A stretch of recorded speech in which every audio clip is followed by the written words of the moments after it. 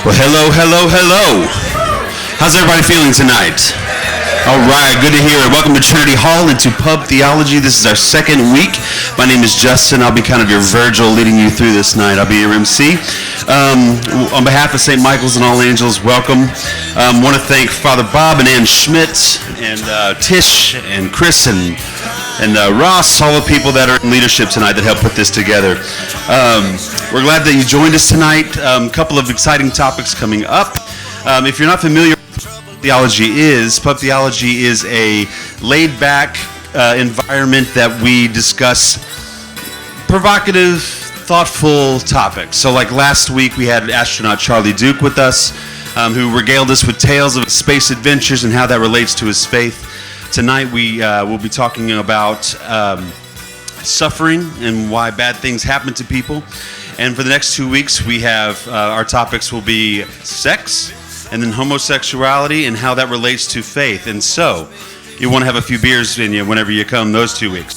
So glad we're having it here. So the format for tonight is going to be a 45-minute talk, and then we're going to have about a 10-minute break. And then we'll have about 20 minutes of Q&A after that. A couple of important things I want to draw your attention to. In your seat, you should have had a slip that looks like this. If you don't, I'm sure we can get one to you. This is the raffle ticket that we're going to take up after the talk. And this is going to be for a $50 gift card to Trinity Hall. So you'll want to participate in this raffle. Okay? And our next slip of paper looks like this. This will be your Q&A form. This is what you will write your question on and submit that as well after the talk. And Billy will go through those and he will answer all the questions that he has time to answer. So without further ado, I'm going to welcome Father Bob Johnston to the stage to introduce our speaker tonight as I turn off this music that is in the background of me, as lovely as it is. Thank you, Justin. Yeah, they're working on it. He's working on the music right now. Yeah, again, well, welcome. Glad you're here this evening. I'll join my welcome with Justin's. This is meant to be a good time, and it's my privilege to get to introduce one of my favorite professors of all time, Dr. Billy Abraham. And I think it's great to have an Irish-born professor speaking in an Irish pub. So I think that's... I had him do this many years ago for the first time, and I won't forget when he first went to the mic. He said, I always wanted to be in a pub and drink a beer and talk theology. So that's basically how he started. A little bit of background on Dr. Billy Abraham. He did his undergraduate at Queen's University in Belfast. He did his Master's of Divinity at Asbury. He did his PhD at Oxford in philosophy. He is the Outler Cook, or Cook Outler, which way is it? Outler. Yeah, right. Professor of Wesley Studies at Perkins School of Theology. He's got a number of different specialties there: religious epistemology, systematic theology, philosophy of religion, evangelism, revelation. Has a new book coming out shortly on systematic theology. Exciting stuff, along with the many that he's previously done. And I'm excited that he's here. He's always well received and has his own fan club, I think. But I'm excited he's here tonight talking about this topic, because this is a topic that every religion in the world has to have an answer for. What are you going to do with suffering? Because we all face it and experience it. And you get from his academic background and from everything else that he's eminently qualified to speak on that issue. But I'll also say something before he speaks, that he's not somebody who speaks from an ivory tower, because like all of us, he's been through his own dark valleys of facing suffering. I was talking to him earlier. Not only is his wife is in the hospital even now as he speaks, but a few years ago, his son Timothy died. His adult child Timothy died, and so he walked through some dark valleys along the way on that as well. So he can speak from lots of different perspectives on that.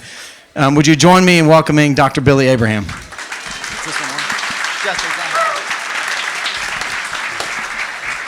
Well, Bigara, is this working? No, it's not working. Give us a second. This is an Irish pub. It's not working. Give us a second. You can turn this one off or not?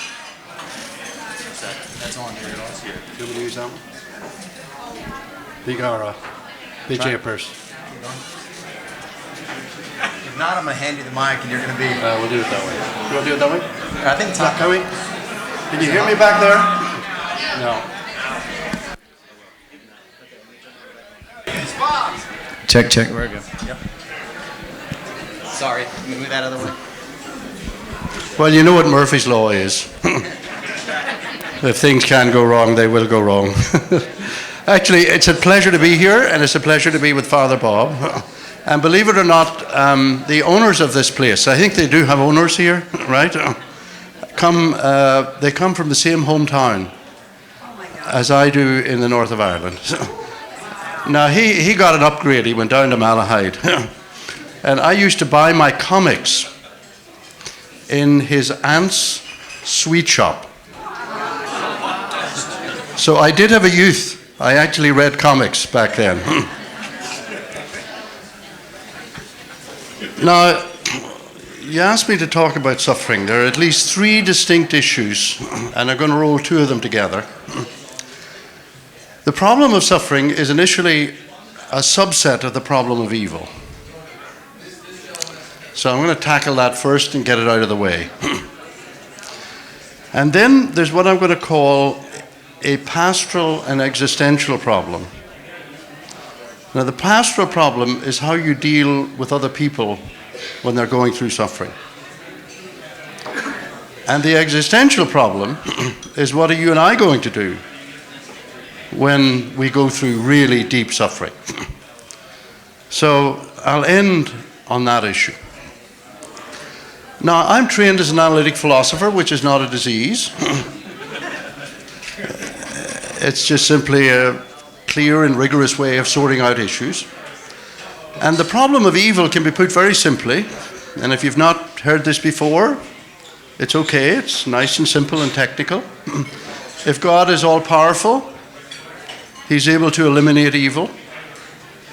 If God is all-loving, God is the motivation to eliminate evil, and yet evil exists. So you take that triad, and we'll leave at the moment what exactly we're going to mean by evil. We'll sort of cash this out in terms of suffering in due course. But there's been a long-standing debate about that, and I want to just touch on it. I'm not going to solve it, but I want to draw attention to it. If God is all-powerful and God is all-loving, then it looks as if there's a deep tension with the existence of evil. If God is all-powerful, He can eliminate it. If God is all-loving, He has the will and motivation to eliminate it, and yet here it is, we meet it all the time. Now, until recently, this has been probably the most powerful argument against theism and against Christian theism that's been around. I was brought up in the world of the old-fashioned atheists, right? There are old atheists and there are new atheists. The new atheists are paranoid, okay? Things were supposed to have disappeared, then the Muslims showed up, and then Christian philosophers showed up, and we're not getting rid of religion. The old atheists were a much more interesting bunch. For example, Sir Isaiah Berlin, one of my favorite teachers, Orthodox Jew as an atheist. He was a really interesting man. And their view basically was about religion. Don't scare the horses. I mean, the riffraff Irish need religion. So don't hit them with the problem of evil. And don't argue for the atheistic proposal. Just leave them alone in their ignorance and in their superstition. And begorra, they'll be fine. But we will be good, solid atheists at a pub or over the best wine that we can drink in an Oxford college. Now, I think that's a very interesting attitude on the part of what I'm going to call the old school of atheists. The new school have really gone after the Christian tradition and the theistic traditions on the problem of evil. Namely, if God is all good and God is all powerful, then there shouldn't be any evil. But here's the problem with it. The problem with that is actually you don't strictly have a contradiction. And all you need is some sort of clause which says, well, there are extenuating circumstances in which God permits evil. And then you've got consistency between God is all powerful, God is all good, and evil exists. And this was pointed out actually by a remarkable North American philosopher called Alvin Plantinga, who taught for many years at Calvin College, which had one of the finest philosophy departments in the country. And he was known as a peeping Thomist because he used to sort of peep over the mountains at the University of Notre Dame until they hired him in 1985. And he established one of the greatest departments of philosophy of religion in the country.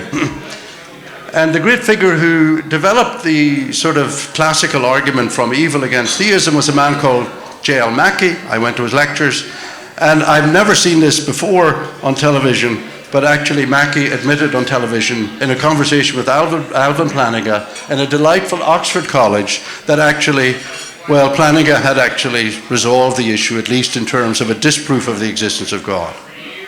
So then the argument changed, well, God is good, God is all-powerful. It's improbable, given evil, that God exists.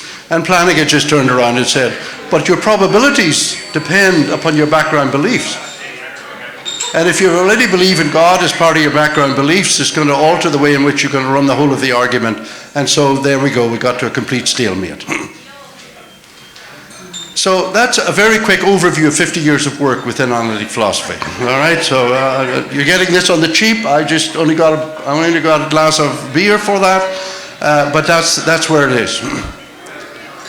Now, I think if you follow through on that, the really important insights that emerge out of that discussion, as far as I'm concerned, the really important insight that emerges out of it is that if you're going to take evil seriously, you're going to have to take what I call, if you like, the whole package of the Christian tradition seriously. And the whole package is a narrative of creation, radical freedom. This is my Methodist underwear, so be ready. You Anglicans have got some Methodist underwear as well, I hope. Right? Creation, freedom, fall, redemption, and final glory.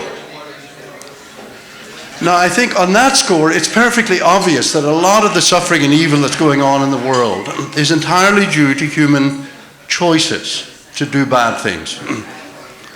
And I think that freedom goes all the way to the bottom. Now, in classical treatments of freedom, freedom is sort of treated as you're free if you can give a good reason for what you're doing. But what if you can't give a good reason for what you're doing? What you say, I'm just going to spit in that fella's eye because I don't like him. For the hell of it, I'm going to do it. That's what deep, radical freedom is. And I think human beings have that kind of freedom. And that means there's going to be, if you have radical freedom, you're going to have a lot of suffering. And a lot of that suffering is going to come simply from the choices of human beings. And one of the great things about Americans overall, at least if you're not a Calvinist, and God help you if you are, one of the great things about America is that you really genuinely, deeply believe in choice, in freedom, in terms of what you could do otherwise. And I want to push it even further, that actually the freedom that God has given us is that we can say God to bugger off for no reason whatsoever. And that's really deep freedom. And that accounts for a lot of the suffering that we've got to deal with. And if you're going to have a world with real freedom, you're going to have a world with suffering. That's the line I want to take. Now that will take care of what we call moral evil, the suffering that arises from the bad choices of people. It's more complicated when you turn to natural evils. For example, I do not like snakes. Forgive me for those of you who are fond of snakes. I once knew a young man and I watched him feed the snakes little mice and I was sick to my stomach. Why did God make snakes? There are none in Ireland, thank God. Now we could add our own list. There's lots of stuff out there, frankly, I'm not very keen on. Volcanoes that swallow up people out of nowhere. The natural evils that exist in the world. Now, if you look at the history of this, you're going to do this rather quickly. The history of the discussion on this is really interesting. If you take the great Augustine, who's our Plato, by the way, he's our Socrates and Plato rolled together. He's a really smart cookie. He took the view that the natural evils arose out of the moral evils. Because we did all the moral evil in the world and sinned in the Garden of Eden, God got after us and as a result of that, you've got snakes, and you've got Irish bogs, and you've got crocodiles, and you've got volcanoes, and the whole 9 yards. Now, even dear old John Wesley, Father John, believed all that nonsense. That's not going to work, I don't think. Because there were evils in the world, natural evils in the world, before there was any human beings. So that's not going to wash. Now, there's been an ingenious move on this front by a fellow we call Tombstone Swinburne. Richard Swinburne is probably one of the greatest philosophers of religion in the 20th century, and we call him Tombstone because he doesn't smile. And he's written about 14 volumes of work. He started out in Anglican, and then he shifted to the Eastern Orthodox tradition. He's 85 years of age. You can look him up on Google him, and you'll see Tombstone Swinburne. That's what we used to call him when we went to his lectures, because he never smiled. He was like a machine, but he was a very interesting machine. Now, here's the move that he made that I think is very interesting, relating natural evil to moral evil. He says, you ought to think about creation as God making a good world rather than a perfect world. When Genesis says, God had a good time, he made a good world. He didn't say it was a perfect world. And a good world is a half-finished world. And a half-finished world includes natural evils. And what do natural evils then give us the opportunity for? They give us the opportunity to actually exercise a freedom that we wouldn't otherwise have. So last time you had a fellow who landed on the moon, isn't that right? Think of the incredible ingenuity and science and God knows what else goes into that decision. Now, what happens when you've got natural evils is that you have the motivation to find out how the world works. That's number one. Secondly, you have to decide what you're going to spend your money on.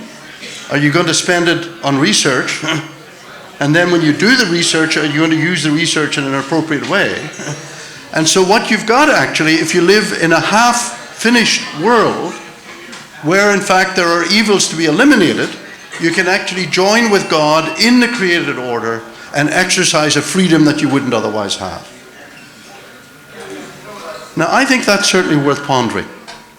I mean, as an egghead, I like that idea. I like it's a possibility that you're going to have a lot of people who are going to be paid, just paid week in, week out, a whole year sabbatical. You can go to Notre Dame for 2 years, and you can have sabbaticals just to think, just to work out how the world works, and just to think it through. And what Swinburne has proposed is that precisely that relates the problem of natural evil to the problem of moral evil. Namely, it gives us a much deeper range of choices than we would otherwise have. So the choice is not, will I go to La Madeleine's or will I go to Central Market for my breakfast? The choice is not whether I'm going to have marmalade or strawberry jam on my toast. The choice is, will we or will we not really find out how the world works? And when we do find out, are we then going to use it not to blow up the world, but to actually for good things? So that's one way to run the story on the doctrine of creation and freedom that actually draws us into the classical debate about the problem of evil. Now, all of that could be written up by an outsider. That's to say, you don't have to believe in God, you don't have to believe in the Christian God. All of that you can think through entirely as a secular person, because it's simply a matter of thinking through certain propositions, the relationship between those propositions, and working out what the conclusions you can draw from them. What I want to insist on, however, is that we've got to think about the problem of suffering and the problem of evil from what I'm going to call inside the faith. Now, the danger of simply working at it from outside is that you can sometimes end up with a really nasty deity. That's to say, you end up actually creating all sorts of narratives about why God allows this or God allows that, and by the time you're finished you say, bugger off, I don't like this God. This God is not worth worshipping. This God is not worth my life. And I'm not going into the details of how you could get there. And sometimes when you read Swinburne, you simply say, that sounds fine, you know, when he's discussing 6 million Jews killed at Auschwitz. And then you say, but what if you're one of the victims? And you say, I'm not so sure I want to go there. And so the more recent discussion actually is taken up with the hiddenness of God, but I want to shift it into a different gear. That's to say, I want to shift it into the gear in which you bring the whole problem of evil inside the faith and then see what difference that makes. Now what that's going to mean is that when you're inside the faith, you're going to take other considerations seriously that you wouldn't do if you were outside it. And one of those is divine revelation, which I'll get to, and the other is religious experience. Now, before I get there, I want to sort of make the problem worse. We Irish love misery. That's why I love the Russians. I love going to Moscow. They're a miserable bunch. They drink vodka until it's, they're under the table. They're miserable. They don't know how to smile. We smile to foreigners and kill each other when you're gone. When you go to Ireland, everybody is so nice to you, because in fact when you leave we're going to kill each other. That's really what's going on over there. Now here's two problems that you only have if you're inside the faith. In fact, the problem of evil only exists if you believe in a good and omnipotent God. We set that aside for the moment. But here's the issue. Why doesn't God answer our prayers? I mean, when my son was ill, he died 6 years ago, around this time of the year. I've done work in Nepal among some of the poorest of the poor people in the world, amazing people who have come to faith, and the children had round-the-clock prayer meetings for my son. Well, I mean, I don't mind that God says no to me. I'm just an egghead who works at SMU. For God's sake, why pay any attention to me? But the little children, he could pay attention to them. So why doesn't God answer our prayers when we're in the middle of this suffering? That's a serious problem. And you only have that problem if you're inside the faith. The other problem I've got is I don't understand why God doesn't bump off certain people. I am deadly serious about this. Now, on my list, I used to have that fella in North Korea. I've had to take him off the list right today. He's off the list today. Now, there's a certain humor I'm dealing with this, but I do not understand why God doesn't organize, say, sleep apnea. A really bad case of sleep apnea for certain people, and I'll give you a list of them. I mean, if that doesn't work, let's just have a quiet heart attack in the middle of the night. And think of all the evil you would eliminate. So the fact of the matter is, if you believe in the kind of God that I think the Christian believes in, and the Jew believes in, and indeed the Muslim believes in, which is a God who really interacts with the world, who's not some sort of distant deity, but who really does interact with the world, the problem of evil in certain respects becomes more acute precisely because you stay inside the faith. Now it looks as if I've dug myself in a hole that I'm not going to be able to get out of. And maybe I won't be able to get myself out of this. Now, the difficulty here, as I mentioned, there's a logical problem, but there's the two other problems I mentioned earlier. You know, what do you do when someone comes up? It happened to me yesterday. My husband's just died, heart attack. I don't know how to get over it. That's a serious issue. What do you do when you're trying to comfort a friend? And what do you do when it happens to you? I mean, our son was 41 years of age. He had a fabulous sense of humor. And I was stuck in Scotland when I got news that he was very ill and had to get back. My first prayer was, Lord, please let him be alive. The second prayer was, Lord, please let him wake up so that I can tell him I love him. And I can tell you, when he died, it was a black hole. Now, if you read the literature on loss particularly of children, I'm only going to speak out of my own experience. There's some very powerful images. It's like losing a limb, certain people say. Or they say it's like going in, this for me, in a black hole. And you know, in those circumstances, nothing seems to make any difference. If people come along with pious talk to you, well, I don't swear, but I would punch you in the nose. Well, I could swear. I can manage that. Begorra. Jesus, Mary, and Joseph is the way we swear. We swear in Enniskillen.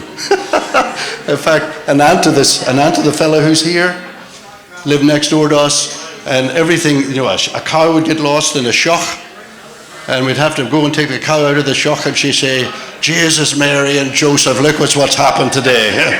That's a great way. No Protestant would ever swear like that. Now, is that right? So, for me, it was like being in a black hole. And to deal, I'm not going to, with the interpersonal pastoral issue is the thing that you really need is just people to be there. You don't have to have any pious talk. And I'll give you a reason for that in a minute.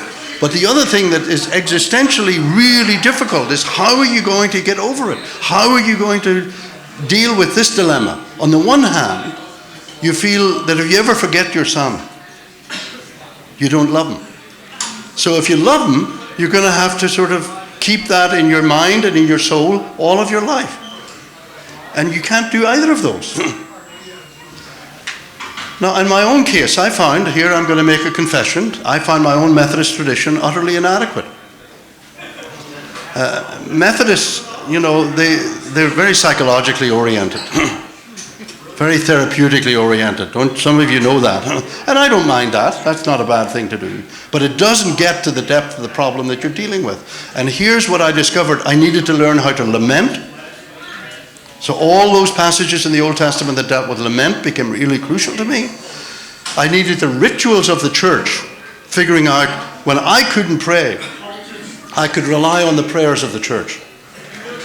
So you Anglicans, don't you dare ever challenge your ritual. You've got some of the most beautiful ritual in the world. It's absolutely crucial when you're going through this kind of situation. And here's the other thing. I borrowed from the Jewish tradition. Now, I don't know whether my ancestors are Jewish or not. That sometimes I play that card.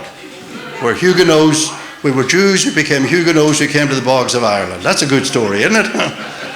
But here's, for those of you who come out of the Jewish tradition or in the Jewish tradition, you have a fantastic ritual. You grieve for a year.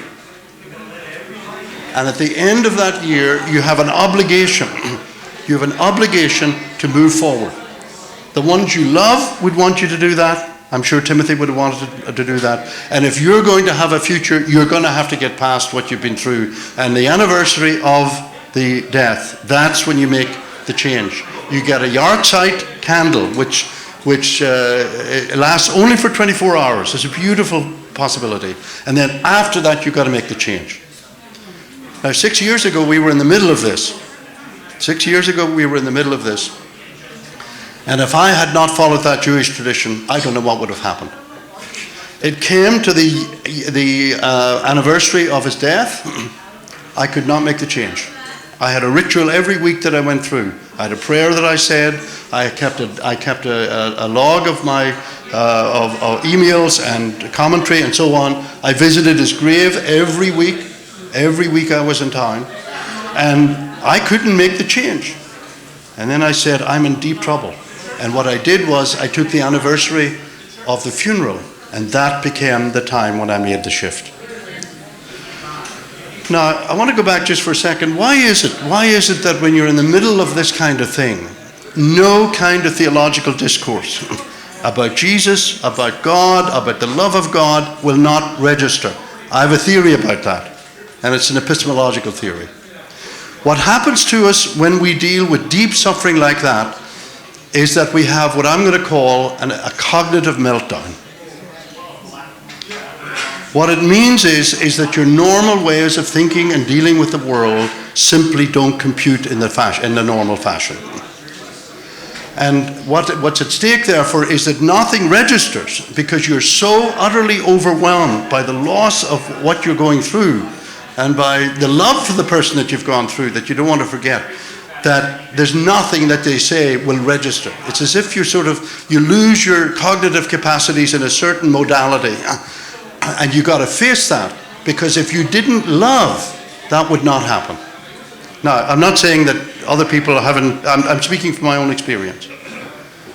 Because I think there's a difference between the loss of a spouse or the loss of a friend, but the loss of a child, for me, I had complete cognitive meltdown. And any kind of theological talk would have made no difference whatsoever. I was not mad at God. I was not mad at the dog. I was not mad at the cosmos. I was simply so overwhelmed with the loss that my cognitive capacities at that stage were overwhelmed, and there was no way that anything that reason or revelation or experience said to me that would make any difference whatsoever. And you simply have to put your head down and you've got to go through it, and you need the rituals of the church to do that. The Presbyterians in Ireland have a great expression for this. It's a verb, I'll teach you. It's called thole. Now, the only place I've found this is in the South. The Scotch-Irish brought this expression to North America. Here's what it is to thole. It's a bad day in March. The weather is miserable. The wind is in your face. It's a strong rain that's coming at you. So what do? You put your head down and you walk straight into it, and you don't give a hoot about what's going on round about you. You just do it. You get through it, you thole. That's exactly what you have to do, in my judgment, in these circumstances. So what I've been dealing with here is really a combination. So what do you do when you've got someone dear to you who's lost someone very close and whatnot? You be with them. This is where the church really matters. You need people to drop in and bring food. You need people just to be there. You need people to just stand with you. They don't have to say anything. And my own view is that you also need systematically to deploy and rely on and make use of the rituals of the church. And if you don't have those rituals, simply beg them, borrow them, steal them, and get through that year. And then every year after that, you can have an anniversary. And then the pain and the black hole, you begin to come out of it. That's my experience. Now, I've already been touching on what I think is a relevant issue in all of this, and it'll allow me to move into my last sort of comments on this whole thing. I talked about a kind of intellectual meltdown. I'm going to call it by a technical term. You have an epistemological crisis. Now, an epistemological crisis is not a disease. It happens when your cognitive capacities can't handle the amount of information that you've got at the time. Now, what happens is that when you've come out of that epistemological crisis, then you can begin to think afresh within the faith. What is there that in fact enabled you at an intellectual level to deal with the suffering? Now, in my view at this stage, this is where the Christian tradition is very clear, and there are two crucial sort of elements that are important. One is deep experience of God, or the testimony to deep experience of God.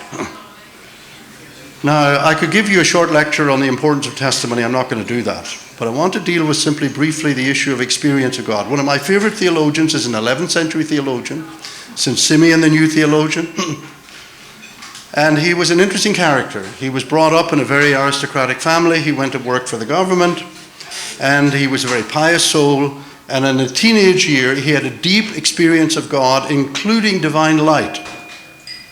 Now that takes some thinking through. He then took a nosedive into the gutter. See, we Methodists just don't believe in backsliding. We actually practice it. And it was devastating. Now, exactly what the gutter was, I leave to your own imagination. But it was as bad as anything you can imagine. Now, the beautiful thing was, there was a monk who was a youth worker who was in the area who was watching out for kids like him who ended up sort of in a nosedive. And he stayed the course with this young man. And then 8 years later, he managed to draw him back into the church. And he had an experience of God which he describes in terms of transfiguration. Now, that will make your hair stand on end. When I talk to Pentecostals, you know, I'm a 18th century pietist with an Oxford education and a Pentecostal who speaks in English with an Irish accent. When I talk to Pentecostals, they say, well, you really need to talk in tongues. I say, when did you last have a transfiguration?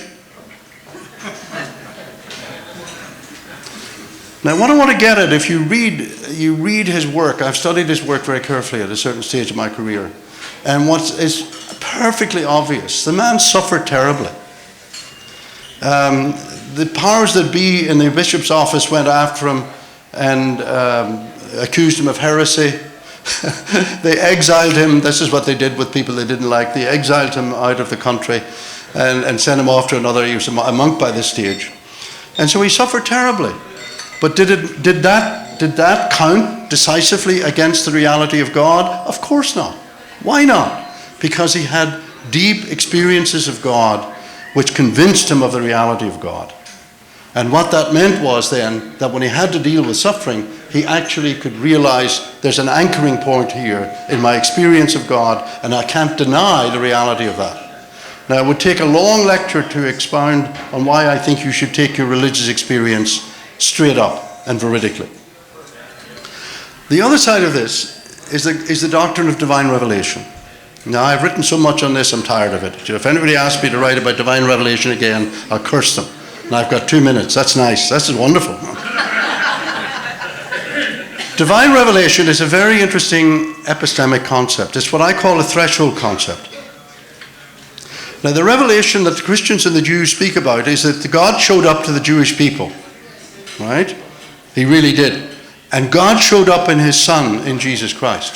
He really did. And God showed up to figures like Paul, and he really did.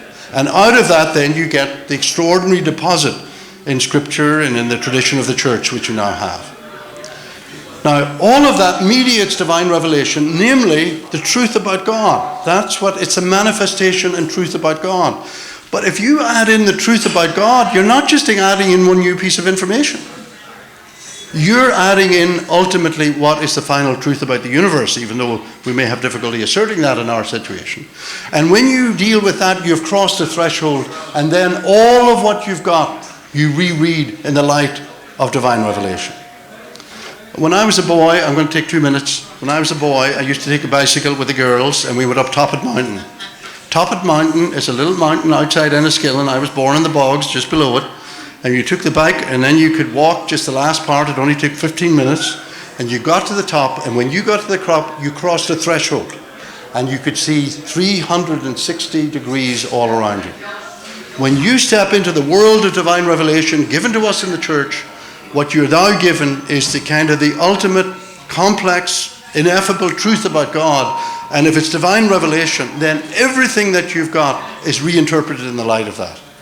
And here's the bottom line. If you really believe, as I do, that God showed up in his Son in the womb of a teenage girl and became a human being among us and died for us, you have got the ultimate revelation of the love and care of God.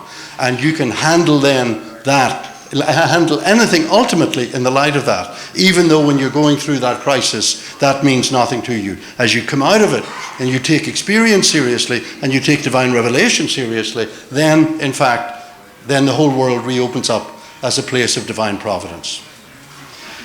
John Wesley, I'll finish with John Wesley, was terrible where love was concerned. He was a disaster. A total and utter disaster. And he fell in love with a woman called Grace Murray when he was sick. And they got engaged. And then his brother Charles, who was worried about the social standing of this young woman, got Grace Murray up on the back of a horse and took her off and got her married to another suitor. Now, if I'd have been John Wesley, I'd have lost my religion and I'd have killed Charles. John was half an hour behind and got there half an hour after the deed was done. And what does he say?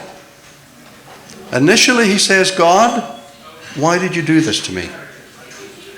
He blames God.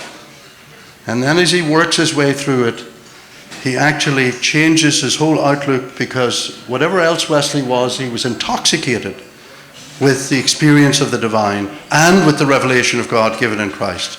And eventually says, Lord, just love me to the end. I trust you, and I will trust you for this as I've trusted you for everything else in my life. And that's how divine revelation will play itself out in experience. So there we are. That's what I have to say about suffering, and I'm done. Thank you, Billy. We're going to take about a 10-minute break. Please don't forget your raffle tickets. Fill those out. Fill out your questions, because in about 10 minutes, Billy's going to go through those questions, answer as many as he has questions for, time for. If you will draw your attention over to Ann Schmidt, who has this basket in her hand. Big thanks to Ann. This is she's been one of the brains behind this operation, so we're very thankful for her. Please give your raffle tickets to her. Also, myself, Ann, and Tish Vinsky, who is around here somewhere, and Bob will be collecting your questions to give to Billy. So, about 10 minutes, we'll see you. If you have any last-minute raffle tickets, I will be standing here for the next 60 seconds, and you can put them in this basket. And also, please give a round of applause to the Trinity Hall staff who have been just so amazing here tonight. Please show them how much you appreciate them also with your wallets as well as your applause, and we're very thankful for them. So for the next 30 seconds, if you have any raffles, please come throw them up here in the basket. All right, ladies and gentlemen, welcome back to Pub Theology. We're about to enter the question and answer portion of the evening with Billy. But before we do that, I hold in my hand the Harry Potter Nimbus 2000 of all gifts, where you will impress all of your friends. This is a $50 gift card to Trinity Hall. And I am about to pull out a lucky person's name out of this basket who will be the proud owner of this. And I hope, since I give it to you, you will take me out for a drink. The winner of the Trinity Hall gift card is Don Malden. Come on up, Don. Okay. Thanks, Tish. All right, everyone, please welcome once again Billy Abraham.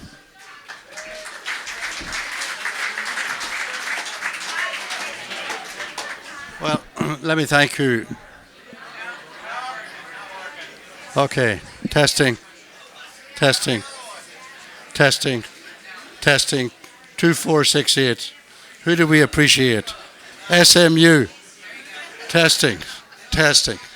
Who do we? 2468. Testing. This is the problem of evil. That's what it is. How did you get that to work? That's fine. Okay, is this working? Thank you. Well, let me thank you for your incredibly warm reception and your patient listening to a mad Irishman, a bog Irishman. Now, start with these. Did the phrase Jesus wept mean anything to you in the early stages of your grieving process? If so, what did it mean? The answer is no. When I said you have a kind of cognitive meltdown, what I mean precisely is not even the most pious truth that you can put out there will make a difference. Because the only thing that you care about is the loss of the person that you loved. And everything else, in my experience, went by the board. And that includes this. Now, I want to use this, however, as a kind of segue. What did it mean is ambiguous. Jesus wept. What did it mean, or what did it mean to me? And one of the issues that is in the literature on suffering, which actually has been very popular at SMU for 40, 50 years, is that God actually enters into all our suffering directly. You just hang in there with me. So if you like to put it in very simple terms, very maybe even vulgar terms, God feels your pain. Now, I don't want to tread on any toes, but I don't believe this. And it'll take me to the Jesus wept passage. It to me is utterly incoherent, the following two sets of propositions. One is that whatever suffering human beings are going through, God also suffers that suffering.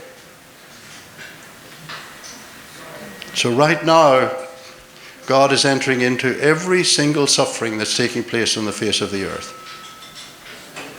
But of course, if that's true, then God is entering into every joy. that is taking place on the face of the earth. Any of you watched the Belmont on Saturday? I was shouting my head off at Justify. I was thrilled that Justify won. So God was having a good time as well. No, this will not wash. It's an absolutely incoherent vision of God. Now, I'll not give you the pedigree behind it. What I do believe, and this has to do with the incarnation, is that when God enters into the world in Christ, he enters into the suffering, in this case, of his dear friend Mary and Martha. And he wept. And it means that Christ himself, facing as a human being death, a brutal, by the way, brutal death, suffered. So in my view, God has taken into his very being the suffering of the world. And that's one consideration which you only have if you're inside the faith. It's something that actually can be, when you don't have a meltdown, when you're out of the meltdown and you're thinking through of how to deal with it theologically, then this does really matter. That God is not a distant God, that God has entered into the suffering directly in the person of Jesus, and that is now part of the very reality of God. And beyond that, I think what we would want from God, if I can put it this way, is not that God would suffer my suffering. If I'm sick and I go to the doctor, I don't want the doctor to suffer what I'm going through. I want the doctor to have empathy. I want the doctor to be a genuine agent who understands what I'm going through in some sense. And I think that's what the Christian tradition and the Jewish tradition insist on. So that was a segue off that question. While my mum was suffering from cancer, I wrestled with the thought of wishing that my mum would pass to end her suffering, and I couldn't understand why God would have her suffer. And the answer is, there is no answer on these particular cases. At least no answer this side of heaven.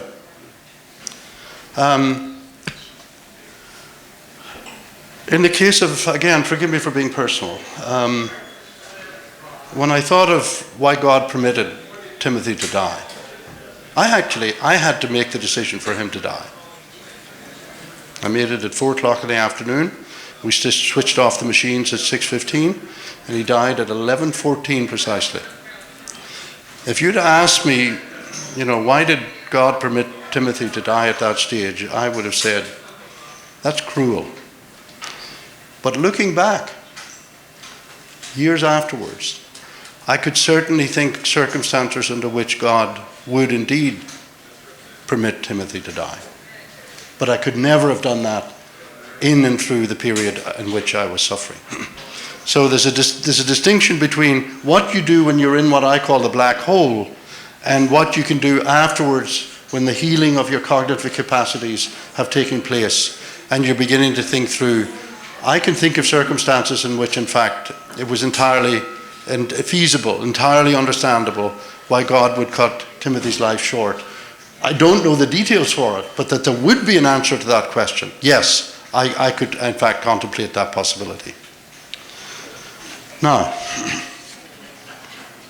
how does the Orthodox, Eastern Orthodox manner of grieving fit into the Judeo-Christian Christian forms you mentioned, memorializing 40 days, 100 days, and so on? I do not know that tradition very well. I love the Orthodox tradition. I love the liturgy. When I die, I'd be happy to go out to the Divine Liturgy of the Orthodox Church. I really would. What I want to just draw attention to here, it doesn't have to be a particular liturgy or ritual that you've got, but you need something to make those transitions. That's my view. And I found in the Jewish tradition that year, having a yahrzeit candle and making that turn after a year, that's what got me through it. So it wouldn't surprise me at all as if the Orthodox tradition developed precisely these practices for the similar reasons that the Jewish tradition did. Now, here's some heavy-duty ones. Does evil exist in the absence of human consciousness of good and evil? Now that's what we call a metaphysical question. Does the concept of good and evil have application if there's no consciousness in which that is registered? And I want to say, unless there's consciousness, there's no concept of good and evil. And if you want to put that grandly philosophically, that means you're going to have some idealist mental sort of vision, an ontology in which consciousness is not just an accidental feature of the universe. It's absolutely goes to the very joints of the universe. So, for example, this table could never have a concept of good and evil. Becomes more tricky as to whether my English Cocker Spaniels have a consciousness of good and evil. I do think they do. No, I'm not sure about cats.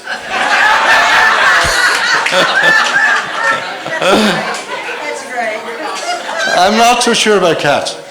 But what's actually behind this is that materialist forms of atheism are not going to work. Materialist forms of atheism are the view that the only things that exist are those things that can be described in terms of what's available in physics and chemistry. And in that universe of discourse, there is no room for concepts of love or concepts of courage or concepts of good and concepts of evil. So my advice to you, if you're going to be an atheist, those who signed off as a pagan, this is a word to you. If you are going to be an atheist, if you're going to be a pagan, for God's sake, be a smart one and include consciousness within the ontology that you have developed. Now here's another part of this. I'm actually giving somebody two shots here. If the universe exists in the mind of God, is it possible that God is powerful spiritually, but weak physically? You want to hear that one again? If the universe exists in the mind of God, let's grant that. I think God knows the universe exists, right? Is it possible that God is powerful spiritually, but weak physically? The person who's really moved in that direction, it's a very important book actually, worth reading, is Rabbi Kushner. Why Bad Things Happen to Good People. And you remember he had the tragic circumstances in which he had a son who had rapid aging disease. So that by the age of 14, he had the body of a 70-year-old. That's a tough burden to bear. And so what he actually proposed was that God is indeed, I would say, powerful spiritually, but not physically. He could not heal his son physically.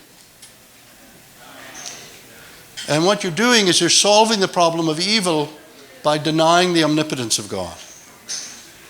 You're saying there are certain things that God can't do, in this case, act physically in a way that would change the universe. But here's the problem with this position.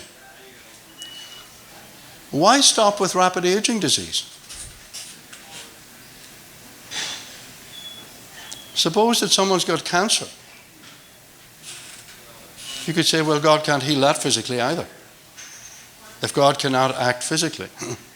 And you can go through any number of possibilities in terms of examples of physical sort of events or physical possibilities that God's not able to pull off.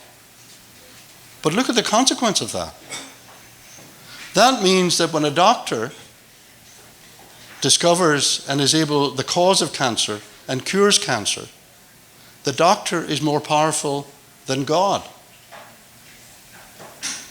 And then you just multiply that on all of the range of physical impossibilities that you've lined out for God. And if you read Rabbi Kushner carefully, I'm very sensitive. He's a wonderfully sensitive writer. What you end up actually is feeling sorry for God. Because there's all this range of possibilities. It's purely arbitrary to say that God can't sort of cure rapid aging disease.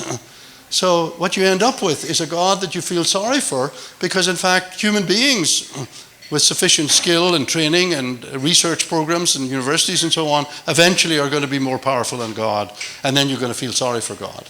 And that's why I think the tradition has said, we'd rather live with the problem of evil, including the possibility of God bringing about physical miracles, than in fact giving up the omnipotence of God. In fact, it's a much less price to pay. That's a wonderful, wonderful question. Now, just a quick one. Does evil require knowledge and forethought? Most of the time. You need to draw a distinction between deliberate, intentional evil, and cases then where you slip into it accidentally. There's a range. Human beings are very complex creatures. My theory of human beings is that we're very delicate, truth-detecting, choice-making agents. We're very, very delicate, truth-detecting, choice-making agents. And the difficulty, if I sometimes watch The Sopranos. I read lots of books that deal with the demonic and evil. Because if you come out of Ireland, you really are an ultra-realist, and you don't want to lose sight of just how awful sometimes the world is. And you've got to figure out, how do people, in fact, do this kind of thing? And the answer is that if you keep doing evil often enough, it'll no longer occur to you that you're doing the evil. And at that case, you don't know that you're doing the evil. And you need a very rich conception of how human beings form themselves as human agents in order to cope with that. And so, in one sense, I think this is exactly right. But I think if persons systematically do evil, they actually blunt their conscience. This is the classic way of stating about it. Conscience is the capacity to discern good and evil. And if you systematically, constantly do evil, you will lose the capacity to recognize that you're doing evil. And that's why some people can do things without any worry whatsoever that they're actually doing evil. In fact, they may turn up and saying they're doing it because it's good. One or two more. Just one or two more. I'm going to get started. Well, here's just a quick one. Not liking snakes does not make snakes evil. I agree.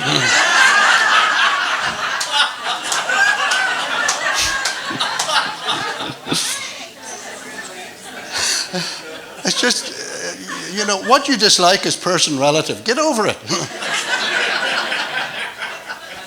Right? But natural evils, the wider question is, what are natural evils? And basically, they're the kind of evils that show up in both the animal kingdom and in the physical world that are not brought about by human beings. They're not brought about by human choices. That's the key distinction. In reading 12 Rules of Life by Jordan Peterson, he got the author wrong, but I fixed it. I'm a professor. His universal dichotomy is chaos or order. It strikes me that your great grief was chaos and what do we see now? It was chaos, and then your effort then was to restore order. Peterson, you'd better watch out. That guy is going to have an enormous impact on Western culture. He's our new Marshall McLuhan. Jordan Peterson, he's a Canadian. He's a very interesting figure, and I'm not going to get into the details of him. The answer to that question is no, for me. The issue is not chaos and order. To me, it's a deep theological issue. Namely, why is it that God permits this? And how do I work my way through to a situation in which my relationship with God comes back to normal, and I love God and I love my neighbor as myself? That's a completely different set of issues. And for the most part, Peterson, he's a very interesting metaphysician, a very interesting sort of theorist, but it's a different world that I'm operating in. Now, I like this one. Isn't God an ass not to stop suffering? Maybe keep limited freedom. Well, you've got to deal with the world as it is. And you've got to deal with people who say, I'm just going to do evil bugger off, and I have no reason to do it. I'll just do it for the hell of it. Now, you can get technical about it, of course, and there's a big, long discussion about, if you're a Calvinist, freedom and determinism are compatible. A voluntary action is an action which is free and brought about by the causes internally to that action. But I don't find that at all an adequate account of what human beings are like or what I'm like. I know there are circumstances in which I just did evil for the sheer hell of it.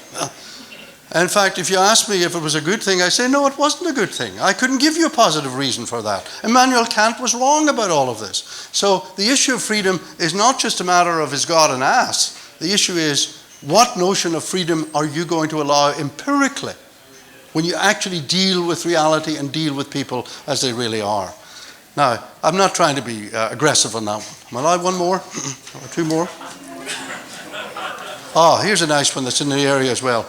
Given your conviction that human free will accounts for most preventable suffering, does this provide theological justification for, hear this, extreme status control by governments of civil liberties? Answer is no. All you've got is an explanation. And you can explain in certain circumstances why people do things without justifying that they did it. Now, in the overall scheme of things, you can justify widespread freedom in the purposes of God. But you're not justifying the choices. Yeah, listen, is anybody going to stand up and justify stupidity? No. The S factor is bad enough out there without actually giving him a theological rationale for it. All you're doing is offering a defense and explanation as to why it sometimes happens. I'm watching that fellow around the corner.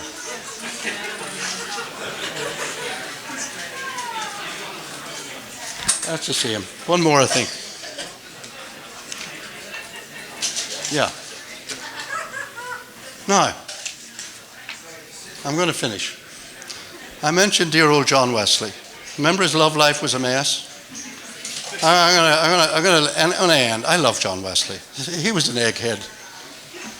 But his love life was a mess. So if your love life is a mess, it's not because you're an egghead, it's just your love life is a mess.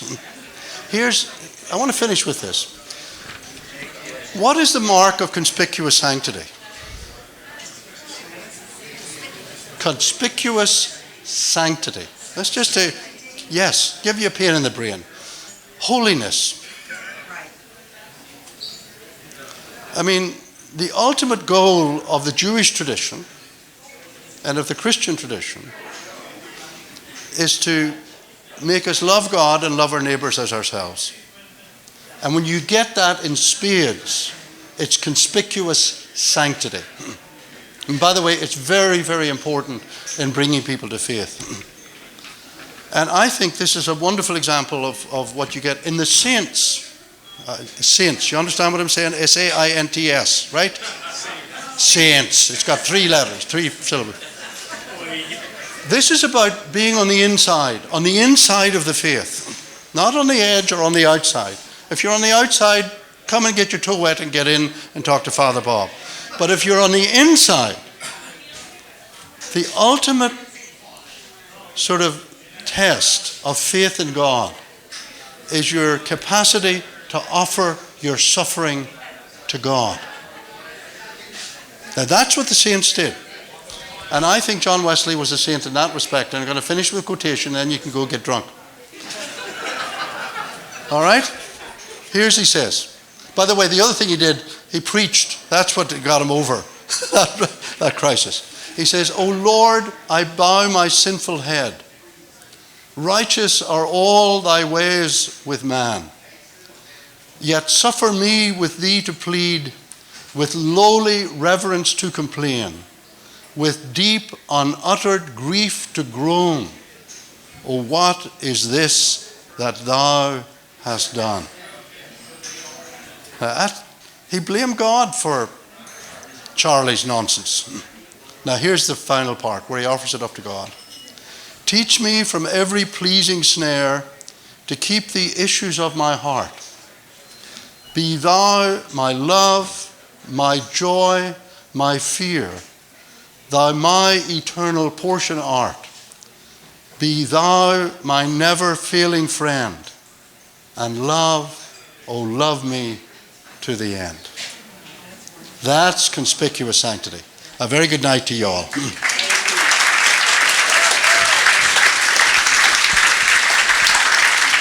Thank you, Billy Abraham. Billy will be hanging out for a few minutes tonight just to shake hands, say hello, if there was a question that he didn't get to that you'd like to ask. So thank you again, Billy. We really enjoyed having you. Next week, we have a very gifted communicator and head pastor of St. Philip's Church up in Frisco. Joining us next week, Greg Methvin will be talking about Christians and sex. And please come just to see the best head of hair you've ever seen. You won't be disappointed. But as of now, we want to thank you for joining us here at Pub Theology. Thank you to Trinity Hall, and good night, everyone.